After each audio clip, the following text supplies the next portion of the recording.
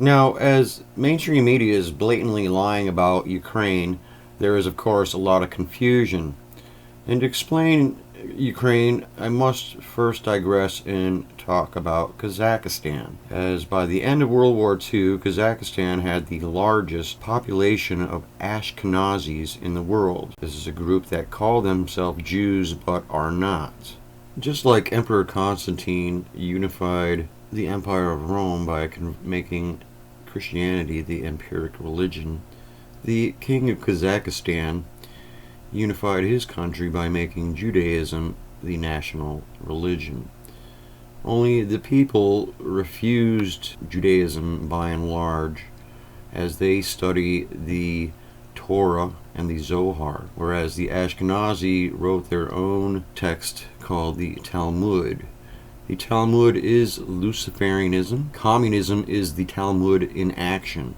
Now, we know that they control the world through the three papal states via money, religion, and politics. But few know that Israel, Kazakhstan, and Ukraine are the three main hubs for money laundering, bioweapons, human organ black market, mostly Falun Gong practitioners out of China, and adrenochrome production.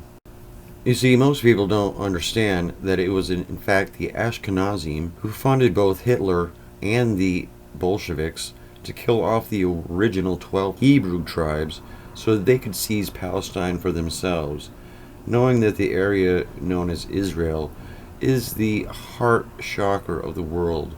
All money, all power, even religious and spiritual influence flows there naturally. This is why the Illuminati were obsessed with the number 333. It is the longitude and latitude of Jerusalem.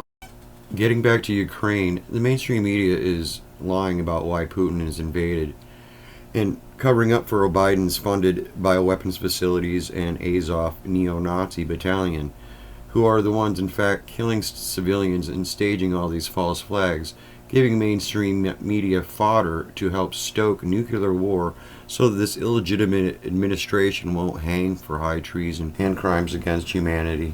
If you want further background information on Ukraine and American corruption therein, simply watch Roger Stone's Ukraine on Fire, where Victoria Nuland is blatantly implicated, as is McCain. Biden and Fauci, and now Biden-funded bioweapons facilities in Ukraine, as well as the neo-Nazis. And you may remember the other week, Victoria Nuland was actually questioned in Congress about the bioweapons facilities, and she used subtle jargon to avoid plagiarizing herself, calling them biological research facilities, only for Jen Psaki to come out hours later and call it Russian disinformation. Another reason for the cover-up is that Schiff, Pelosi, Comey, and Biden own Ukraine's biggest energy companies. Hunter's laptop will be all their undoing as he exposes them all as corrupt pedophiles. As the alliance has already funded a revolution in Kazakhstan, which overturned its own government, and now Putin is taking out the cabal elements in Ukraine, only Israel remains. And indeed, even Nathan Rothschild has stated that without Ukraine, the global order may not survive. The global order meaning the New World Order.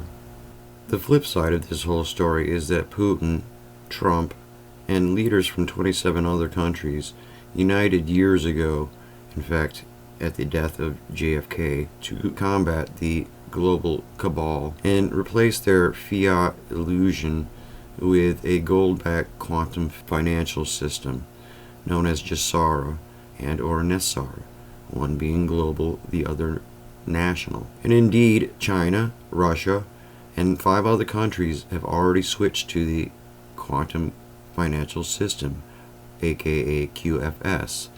So they are not hurting one bit over Biden's sanctions.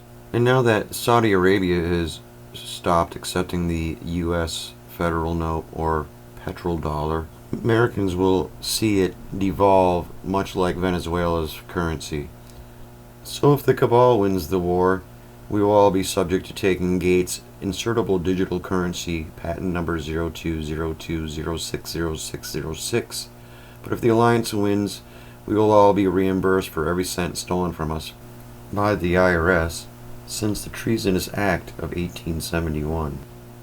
Granted, this may sound crazy, but consider the fact that now over a third of the world's population are in fact under the Gesara quantum system.